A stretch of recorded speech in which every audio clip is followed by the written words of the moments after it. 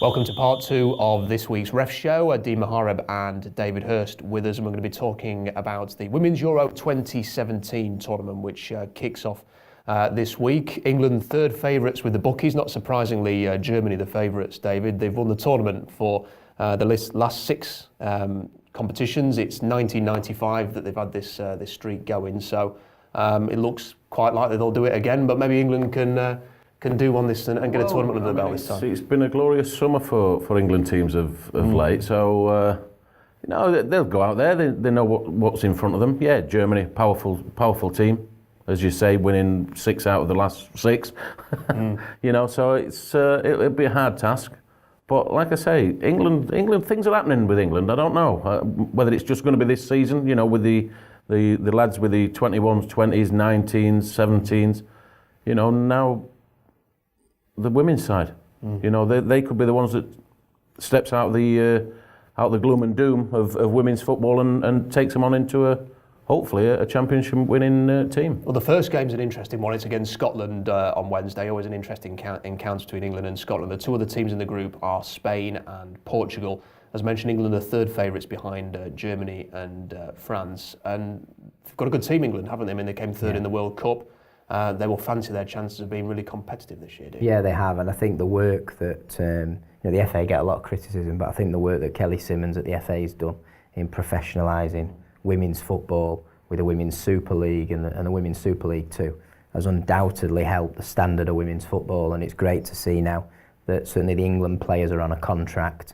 They're able to concentrate on playing football. They're not having to work elsewhere, so I think that's helped. But I also think that the level of coaching, the infrastructure at St George's Park, I think a lot of resources have gone into the women's game, and it's undoubtedly improved it. And how much has some success maybe helped and aided that as well? Getting third in the World Cup, being so close to making the final, and it sort of brought attention to the women's game in this country. A lot of people were watching the run to the semi-finals and the third place playoff, and it just seems to have got people excited about this team, and I suspect a lot of people will watch England in this tournament now, David. It can only bring interest, without a doubt. Like I say, we've sat here as football fans watching it for years and years and doom and gloom, and then like I say, this summer we've had a little bit of light at the end of the tunnel with the young lads coming through, and this is what it's been like for the women's game. Like you say, getting third, and then now pushing towards another major tournament with confidence.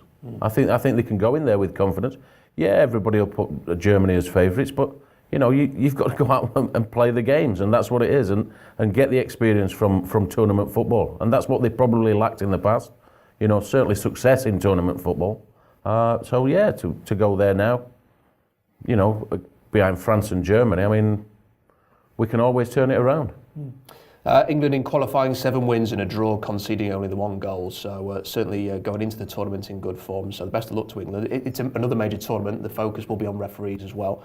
There are some rule changes and trials taking place, Dean. The first one we can talk about today is that teams are permitted to make a 4th substitution in extra time. We've seen this already used at the men's under 21 and under 19 European Championships. The Football Association trialled this in the FA Cup, the latter stages. I think from the quarterfinals onwards, Manchester City made their 4th change against Arsenal in the semi-finals, the first team to do this. So it looks like it's an idea that seems to be working and that teams are happy with. Yeah, I mean, I think it's a good idea. If the game goes to extra time, you've got the option of having the 4th substitute, bringing the extra player on, fresh pair of legs. I think it's a good idea. It's good that they're trialling it first, like they are doing with the VAR, to make sure everything's right. And obviously alongside this, they've also got the use of cards for occupants of the technical area, which again is something that they're going to trial in the tournament. So I think IFAB now, with the new law changes, are going about things the right way, in that they're doing the pilots, they're trialling them. It's right that they trial them at major competitions, because that's where ultimately, if it ends up in the laws of the game, it will end up in. I think what's disappointing for us in England, we talk about the growth of the youth game, we talk about the women's game, and all of this is fantastic. But every one of these tournaments, there's not been a single English official out there representing the FA, I can't remember us being so weak at the top level in terms of international officials. We've got the World Cup next year in Russia 2018, where at the moment we don't have a referee attending. So it's a sad state of affairs for refereeing when we've got the women's game growing, inspiring young girls to get involved in playing, in refereeing. We've got more referees now in the women's game than we ever had, but we're not going to have anybody at this tournament. And we've got the quality, Rob. We've got people like Sarah Garrett, who's a fantastic referee, Amy Rayner, and yet they're not going to be representing England at this tournament. How much will that concern English football and the people who actively wanting to see the English referees at these tournaments? I'm not sure it's ringing the alarm bells. It should be ringing because, from my point of view, we should be represented at most major tournaments. We're one of the strongest nations in terms of refereeing and referee development. But we've mentioned it a few times on this show in that the age profile of the Premier League is now worrying. Over 60% of the officials are over 45 come August. And that has a knock-on effect onto FIFA because they're not going to put overage officials at tournaments like this. So we've got to now start putting through more younger referees, giving them chances, pushing them through from the national list to the Championship, to the Premier League. And the same in the women's game.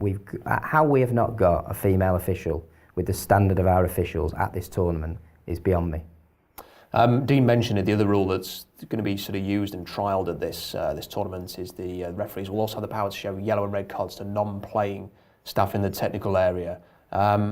Just for people who aren't 100% aware, how different is that actually going to be? Because we've seen players get shown yellow and red cards, I guess, who are either after a game, for example. We see managers get sent to the stands. What's going to be the key difference? I think it could actually make a little bit of a farce, to be honest, because I think it's been handled well up to now. With its, I've just learnt myself that the manager doesn't get a card; he just gets shown to the stand. Now, if you see players that are on the touchline, on the bench, gesturing or whatever, and they're getting yellow cards, they're very sheepish because they know they've just ended the chances of getting on there and having the rest of the game. So I think if we start bringing referees over to the touchline, throwing cards at substitutes, at managers, second in charge, I think it could just make it a little bit of a farce. I understand that things have to be put in order, but they've been put in order previously. Whether it's a yellow card to a manager or you send him to the stand. Does it need to be brandishing a card? A couple of other things to get into. We've talked about how well England's teams have performed this summer. There was another success this week with the under-19s winning the European Championships. It adds to the victories in the Toulon tournament and the under-20 World Cup. David, this is encouraging signs, isn't it? As long as these young players, I suppose, get the chance in the first team in the English clubs moving forward. That's exactly what I was going to say. I know after the previous tournaments, people in the press and everything were shouting for these players must be given a chance at their club level, and whether we'll see them come through that route is a different story, to be fair. But it bodes well for English football. But we do need to see these players playing week in, week out to take them to the next level. It's all right saying you've done well in your under-19s and your under-21s, but then you sat playing 23s football, reserve football for the rest of the season. We need to be putting them in there. It's difficult. I understand what managers are looking at. The managers, I think it's about 18 months, the term of management these days. They're looking at results today, not in 3 months' time, 2 months' time. Which is really the only hindrance, isn't it? When we see a player like, for example, Nathaniel Chalobah has a very good tournament at the under-21s, has had to leave Chelsea this summer to go and get first-team football. But that's, I suppose, encouraging in a sense that he's going to get that at Watford, but maybe discouraging that he never really got the opportunity. Chelsea have gone and bought another player from Monaco now to replace him. But at least Chelsea are sending him out there to gain that experience. And that's what it's about, going and playing what I call in the men's game. You can only go so far in 18s, reserves, 23s. Then you've got to start and play men's football, where it actually means something on a Saturday afternoon. And you learn your profession that way. So it's good that Chelsea they do allow a lot of players to go out and do that. This is the same challenge that referees have got. Referees are getting to a level where they're refereeing reserve team football, refereeing under 23s, but then they're not coming through to the first team, and it's exactly the same with the players. You've got to give young talent a chance, because if you never give it a chance, you'll never know whether they're good enough. Yeah, they've got to be tested. Got to make mistakes. Like Dean said earlier, you make mistakes, you learn from them and get better. Quickly, 2 weeks to go to the Youdan Trophy, Dean, and I think a lot of people are anticipating another great competition here. Oh, it's going to be fantastic, Rob. I mean, we've got 40 teams this year. We've got Seattle Sounders, Houston Dynamos, FC Basel, we've got a Japanese team, Kawasaki Frontale, we've got 2 teams from the Middle East. It's going to be a truly international tournament. We've got 8 Category 1 academy teams here, including Man United, Everton, Crystal Palace, Sunderland. So we've got a fantastic, diverse competition. I'm really looking forward to it. It's going to be a fantastic week. And a lot going on at the moment. We've got the Ref Clinic coming up for Academy members in New York, and Mark Halsey's been very busy recently, hasn't he, as well? Yeah, Mark has taken Glenn Turner and Guy Beale over to Colombia. They've done some work in Melling with the CASDA group of referees. It's gone very well. And then in August, Mark, myself and Glenn are going to New York to run a clinic there for our Academy members. Well, we've got more on the Youdan Trophy on next week's Ref Show. It's going to be a Youdan Trophy special. Dean, David, thank you for your time and thank you for your company as well. We'll see you next week. Bye-bye.